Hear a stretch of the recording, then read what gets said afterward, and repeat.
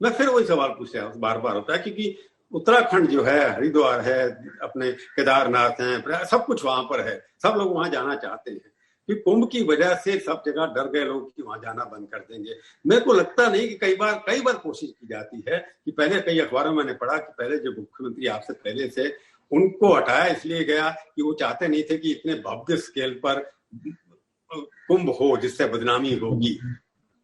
ये राजनीति इसमें आ रही है कई बार। देखिए प्रभु जी, ये तो वैसे भी विषम परिस्थिति है, आपदा है, और यहाँ तो आए दिन आपदाएं होती रहती हैं। एक तो ये कोविड है और दूसरा हमारे बादल फटना है। कभी भी कुछ भी दैवीय आपदा आती है, हम उससे भी जूझ रहे हैं। मैं तो जब आया इससे भी जूझ रहा हूँ। और आप सीधी बात नहीं कर रहे है, ये परिस्थिति को देखते हुए हमने इसको रोका है। और इतना जरूर है कि पूजा पाठ, वहां के पुजारी धर्मावलंबी सारे अपने राहुल जी वो पूजा पाठ करते रहे, पूजा पाठ में पूरी तरह लगातार होती रहे। लेकिन हाँ, जो यात्री हैं और वो अभी थोड़ा रुके हैं, और मेरा इतना ही है कि लोग सुरक्षित रहें, और ये मैं जरूरी समझता हूँ। नहीं, आपने सीधी बात मेरी सुनी नहीं कि पूर्व मुख्यमंत्री क्या इसके खिलाफ थे कि नहीं होना चाहिए कुंभ? अब मैंने तो, मुझे तो जानकारी नहीं है क्या है, मेरे ध्यान में संज्ञान में तो है नहीं। मैं कह रहा हूँ तीरथ सिंह जी के अखबारों में तो मैंने भी पढ़ा, आपने भी पढ़ा होगा ना। आपसे पहले मुख्यमंत्री जी ने कहा कि नहीं होना चाहिए, तो उसके लिए हटा दिया गया कि संघ के लोग चाहते थे कि आप ये होना चाहिए। नहीं, ये कहीं नहीं कहा। और मैंने आपसे कहा कि जब मैं आया उससे पहले तैयारियां हो चुकी थी कुंभ की।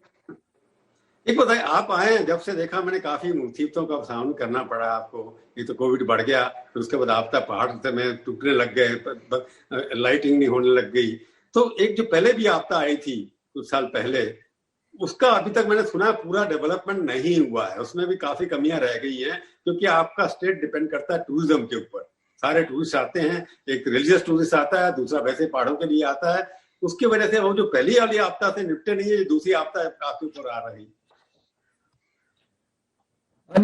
प्रभु जी, हम दैवीय आपदा तो आ ही रही आती है, क्योंकि इसकी भौगोलिक परिस्थितियां भिन्न है। तो मैदान भी है तो पहाड़ भी है, लेकिन साथ साथ में देवभूमि भी है, और शंकराचार्यों की भी यहाँ पूरी तरह व्यवस्था रही है, चाहे बद्रीनाथ, केदारनाथ, गंगोत्री, यमुनोत्री, ऐसे 4 धाम। तो मैं ये कहूं कि इस पे विशेष कृपा इस उत्तराखंड के माननीय प्रधानमंत्री मोदी जी की आज भी है।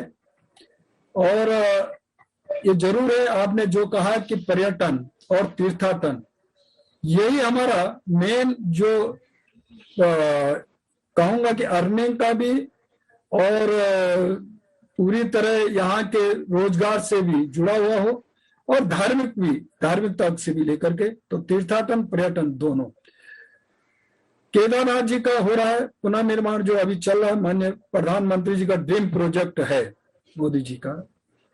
बद्रीनाथ जी के लिए भी अब प्रारंभ हो गया, उसकी डीपीआर बन गई है, उसका भी एक बड़ा स्वरूप तैयार होगा।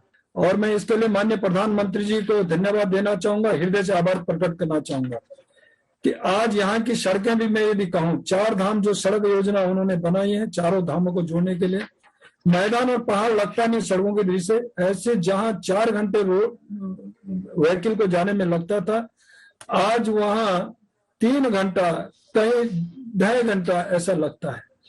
और यही नहीं तो रेल, कभी हमने सपने में भी नहीं सोचा होगा कि ट्रेन पहाड़ में चढ़ सकती है।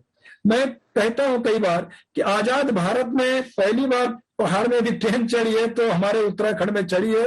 वो सौभाग्य हमको प्राप्त हुआ है। ऋषिकेश से लेकर कर्णप्रयाग तक अब 4 धामों को जोड़ने का भी एक प्रोजेक्ट तैयार माननीय प्रधानमंत्री जी के उसमें है।